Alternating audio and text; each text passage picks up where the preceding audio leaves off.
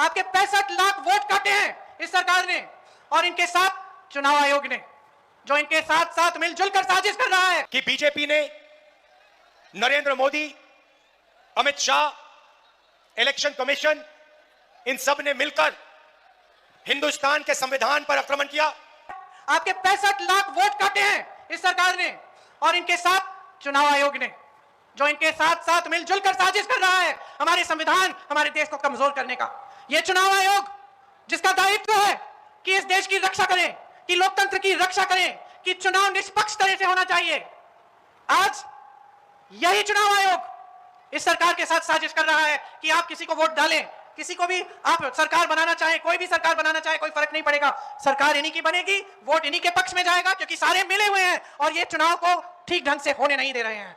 आज आपके सामने मेरे भाई श्री राहुल गांधी ने सारी सच्चाई दिखा दी है, इनकी सारी सच्चाई सामने आ गई है। कल दिल्ली में मैंने एक प्रेस कॉन्फ्रेंस किया हरियाणा की वोट चोरी के बारे में।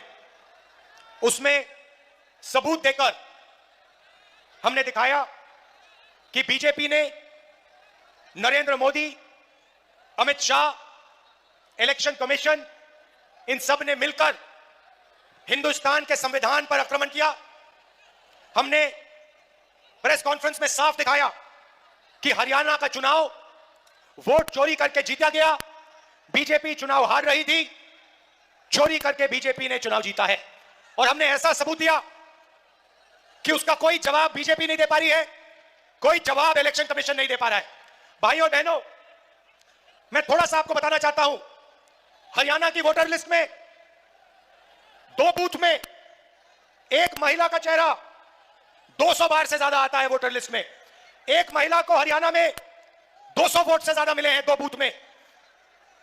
एक और महिला है जिसका नाम 100 बार वोटर लिस्ट में आता है, 10 अलग अलग बूथों में उसने वोट दिया है। बीजेपी के नेता उत्तर प्रदेश से जाकर बिहार में वोटिंग कर रहे हैं, उनका वोट उत्तर प्रदेश में है, उनका वोट बिहार में है, सॉरी हरियाणा में है। हजारों लोग उत्तर प्रदेश में वोट करते हैं और वही लोग जाके हरियाणा में वोट कर रहे हैं। भाई और बहनों, सबसे बड़ी बात, ब्राजील की एक महिला जो हिंदुस्तानी नहीं है, उसको हरियाणा के चुनाव में इलेक्शन कमीशन ने 22 वोट दिए हैं। मैं आपको क्यों बता रहा हूं?